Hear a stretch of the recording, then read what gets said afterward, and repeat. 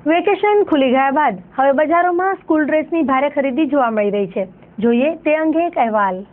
શાળાઓમાં નવું શૈક્ષણિક સત્ર શરૂ થઈ ગયું છે, ત્યારે હવે વાલીઓ પોતાના સંતાન માટે પાઠ્યપુસ્તકો તથા સ્કૂલ ડ્રેસની ખરીદીમાં મશગુલ બની ગયા છે અને બજારોમાં ભારે ભીડ જોવા મળી રહી છે।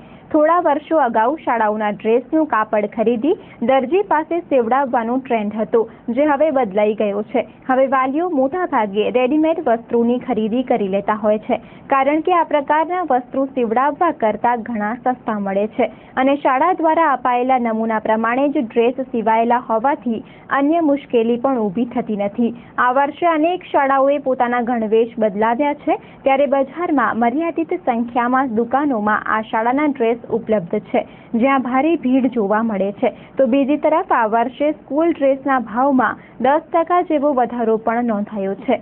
ભુજના સ્કૂલ ડ્રેસના વેપારીએ આ અંગે ચંચળ ન્યૂઝ સાથે વાત કરી હતી। ગરાગી યુનિફોર્મનો એક એવો કામ છે કે ફરજિયાત બની ગયું છે, લોકોએ સ્વીકારી લીધી છે। મોંઘવારી છે, ભાવ વધારો છે, છતાં લોકોએ સ્વીકારી લીધું છે કે યુનિફોર્મ ફરજિયાત છે અને આપણે લેવો પડશે। હવે અભ્યાસ ઉપર ધ્યાન વધુ છે લોકોનું, એટલે એ લોકો સ્કૂલો સારી સ્કૂલોમાં મૂકે છે અને ત્યાં યુનિફોર્મ ફરજિયાત હોય છે। આજે રેડીમેડ લેવાથી મારે 40 વર્ષનો વ્યવસાય છે આનો અને અનુભવ છે યુનિફોર્મનો।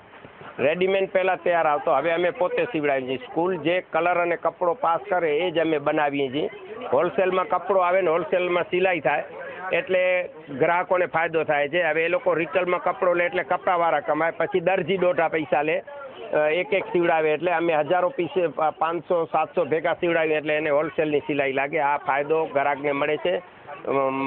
દરજી પાસે જવાના ધક્કા એમના બંધ થાય છે અને માપમાં લાંબા ટૂંકા હાથે કાંઈ જોવા નથી રહેતો, પહેરાવી 5 મિનિટમાં નીકળી જાય અને યુનિફોર્મ મેળવ્યા પછી એ લોકો સંતોષ અનુભવે છે કે હા, આપણે 1 મિનિટમાં કામ પતી ગયો અને છોકરાને સ્કૂલ મૂકે એ ટાઈપના બધા કપડાં મળી રહેતા હોય છે। એટલે દર વર્ષે 5-10 વર્ષ થાય એટલે બદલે, માતૃછાયાના બદલ્યા છે, કોઈ વ્હાઇટ હાઉસમાં થોડું ચેન્જ થયું છે, ઇન્દિરાબાઈના બદલાવ્યા છે।